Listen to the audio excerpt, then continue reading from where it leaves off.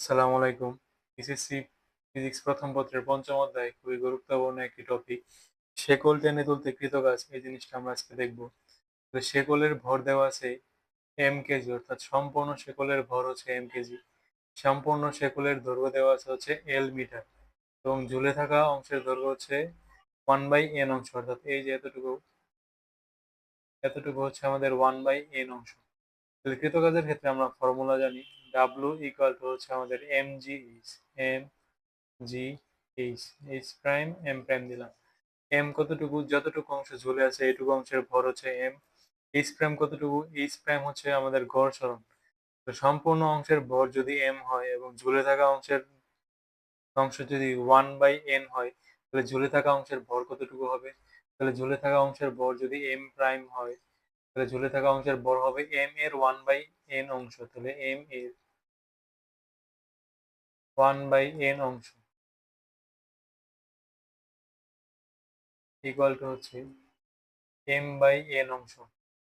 আর ঝুলে থাকা অংশের দৈর্ঘ্য যদি আমরা নির্ণয় করতে চাই, সম্পূর্ণ শেকলের দৈর্ঘ্য যেহেতু এল মিটার, ঝুলে থাকা অংশ হচ্ছে 1/n অংশ, তাহলে ঝুলে থাকা অংশের দৈর্ঘ্য হবে l/n। ঝুলে থাকা অংশের দৈর্ঘ্য যদি আমরা এল প্রাইম ধরি, তাহলে এল প্রাইম ইকুয়াল টু হবে এল এর 1/n অংশ ইকুয়াল টু l/n। তাহলে এখন যদি আমরা কৃতকাজ নির্ণয় করতে চাই, কৃতকাজ হচ্ছে M prime G H prime. আচ্ছা, এইচ প্রাইমটা হচ্ছে আমাদের গড় সরণ। গড় সরণটা কতটুকু? গড় সরণ এইচ প্রাইম ইকুয়াল টু হচ্ছে আমাদের পূর্বের সরণ যোগ পরের সরণ ডিভাইডেড বাই 2। তাহলে পূর্বের সরণ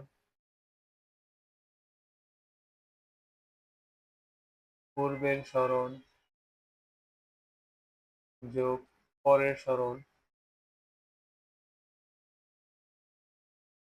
সরণ ডিভাইডেড বাই 2। তাহলে পূর্বের সরণ কতটুকু ছিল? পূর্বের সরণ ছিল 0 এবং পরের সরণ কতটুকু? পরের সরণ হচ্ছে l/n। যেহেতু l/n অংশ ঝুলে আছে, তাহলে পরের সরণ হচ্ছে l/n plus l/n divided by 2। তাহলে এটা আসবে আমাদের হচ্ছে l/2n। l/2n এটা হচ্ছে আমাদের গড় সরণ।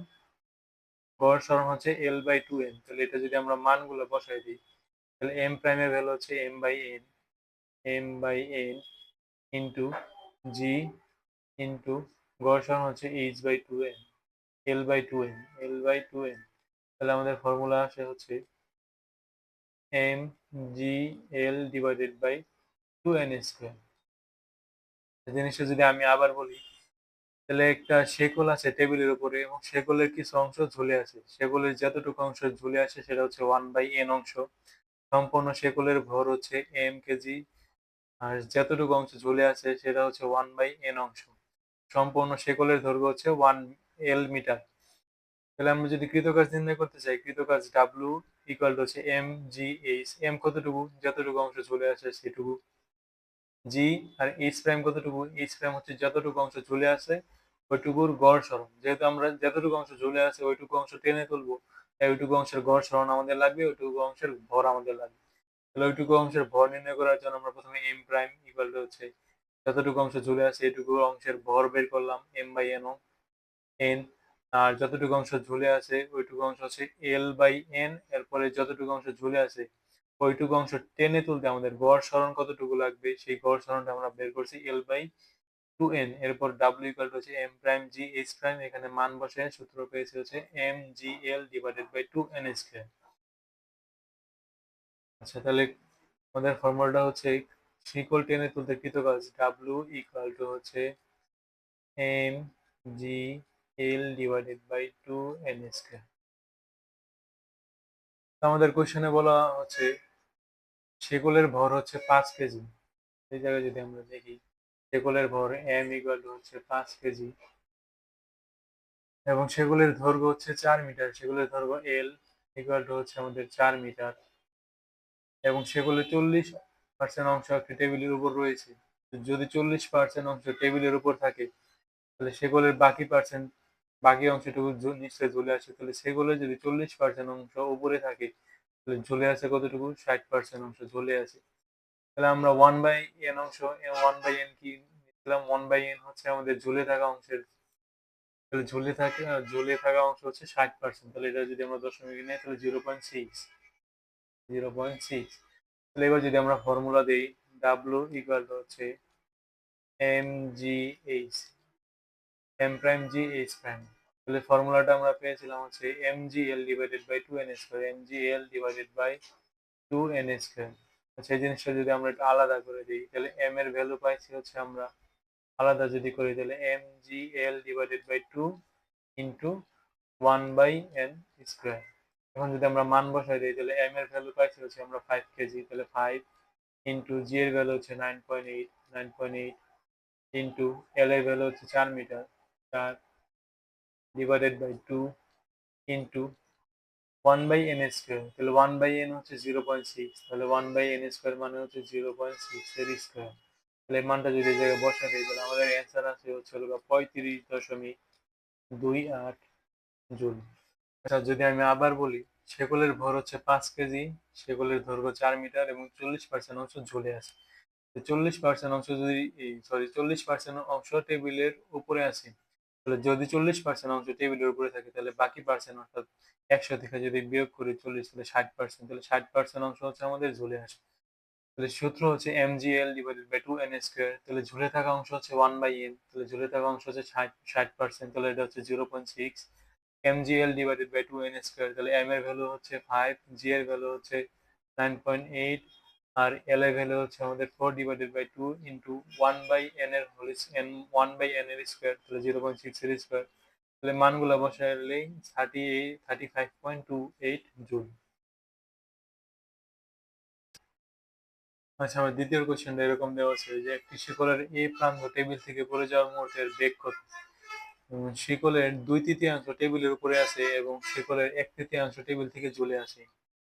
তাহলে এই ক্ষেত্রে আমাদের যখন এই বিন্দু থেকে আমরা ছেড়ে দেবো শিকলটা, তখন টেবিল থেকে যখন পড়বে তখন ওই মুহূর্তে শিকলের বেগ কত এটা নির্ণয় করতে বলছে। তাহলে এই ক্ষেত্রে শক্তি সংরক্ষণশীলতা নীতি ব্যবহার করে খুব সহজেই বেগ নির্ণয় করা যায়। তাহলে এই জায়গায় যদি আমরা ই ইনিশিয়াল নিই, এই জায়গায় যদি আমরা ই ইনিশিয়াল এবং এই জায়গায় যখন পড়ে যাওয়ার মুহূর্তে যদি আমরা ই ফাইনাল নিই, তাহলে আমাদের হবে E initial equal to E final. আচ্ছা, এই বিন্দুটা যদি আমাদের প্রসঙ্গ কাঠামো হয়, অর্থাৎ টেবিলটা যদি আমাদের প্রসঙ্গ কাঠামো হয়, তাহলে প্রসঙ্গ কাঠামো সাপেক্ষে এ বিন্দুতেই এই শিকলের বেগ হচ্ছে 0 প্লাস যতটুকু অংশ ঝুলে আছে, অর্থাৎ এই যে এইটুকু অংশ ঝুলে আছে, এইটুকু অংশের জন্য আমাদের বিভব শক্তি হবে। আচ্ছা, নিচে প্রসঙ্গ কাঠামো থেকে এই উচ্চতায় বিভব শক্তি হচ্ছে mgh, প্রসঙ্গ কাঠামো থেকে যদি নিচের দিকে যায় তখন বিভব শক্তি হয়ে যায় -mgh। তাহলে এই ক্ষেত্রে আমাদের বিভব শক্তি হবে m prime G H prime, তাহলে m prime G H prime, সামনে একটা মাইনাস চলে আসবে যেহেতু নিচের দিকে প্রসঙ্গ কাঠামো থেকে, ইকুয়াল টু হচ্ছে, যখন শিকলটা পড়ে যাচ্ছে ওই মুহূর্তে শিকলের একটা বেগ আছে 12 mv², আর শিকলটা প্রসঙ্গ কাঠামো এই বিন্দু থেকে নিচের দিকে পড়তেছে, তাহলে এই ক্ষেত্রে বিভব শক্তিটা ঋণাত্মক, তাহলে -m prime G H prime. আচ্ছা, এখন যদি আমরা মানগুলো নির্ণয় করতে চাই, তাহলে আদি অবস্থায় অর্থাৎ এ বিন্দুতে এই যে এতটুকু শিকল পড়তেছে, তাহলে এতটুকু শিকলের যতটুকু অংশ ঝুলে আছে সেটা হচ্ছে L/3, অর্থাৎ মোট শিকলের 1/3 ঝুলে আছে। তাহলে এইটুকু শিকলের ভর কতটুকু হবে, এইটুকু শিকলের ভর হবে m/3। যদি মোট শিকলের ভর m হয়, তাহলে যেহেতু 1/3 অংশ অর্থাৎ 1/3 ঝুলে আছে, তাহলে ঝুলে থাকা অংশের ভর হবে m/3, তাহলে -m/3 ইন্টু জি। আর এইচ প্রাইম হচ্ছে এই যে এই এতটুকুর জন্য আমাদের গড় সরণ কতটুকু, এতটুকু হচ্ছে L/3, তাহলে গড় সরণটা ঠিক এটার মাঝ বরাবর থাকবে মাঝখানের বিন্দুতে। গড় সরণটা যখন একবার মাঝখানের বিন্দুতে থাকবে তখন এটা কত হবে L/3 ডিভাইডেড বাই 2, অর্থাৎ L/6, তাহলে এটা হবে L/6 ইকুয়াল টু হবে half M V square minus, যখন সম্পূর্ণ শিকলটা পড়ে যাইতেছে সম্পূর্ণ শিকলের ভর হচ্ছে এম জি। আর যখন সম্পূর্ণ শিকলটা পড়ে যাচ্ছে, যদি এই জায়গায় আমি দেখাই, এই যে সম্পূর্ণ শিকলটা পড়ে যাচ্ছে, সম্পূর্ণ শিকলের দৈর্ঘ্য হচ্ছে এল। সম্পূর্ণ শিকল যখন পড়তেছে তখন এর গড় সরণ হবে একবার ঠিক মাঝখানের বিন্দুতে, তাহলে মাঝখানের বিন্দুতে যদি গড় সরণ হয়, তাহলে এটার গড় সরণ কতটুকু হবে? গড় সরণ হবে আদি অবস্থায় সরণ প্লাস পরের সরণ ডিভাইডেড বাই 2। আদি অবস্থায় সরণ ছিল 0, আর পরের সরণ যেহেতু পুরাটা পড়ে যাচ্ছে তাহলে পুরাটা সরণ l ডিভাইডেড বাই 2। তাহলে এটার গড় সরণ হবে l বাই 2। তাহলে গড় সরণ l বাই 2 দিলাম।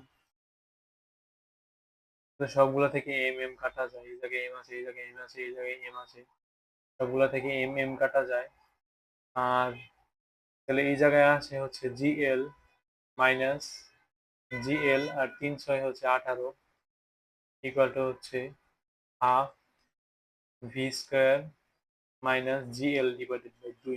GL divided by 2, GL divided by 2 ওটা যদি আমি ওই পাশে পাঠাই দিই তাহলে কিছুটা এরকম আসে, half V square equal to হচ্ছে G L divided by 2 minus GL divided by 18।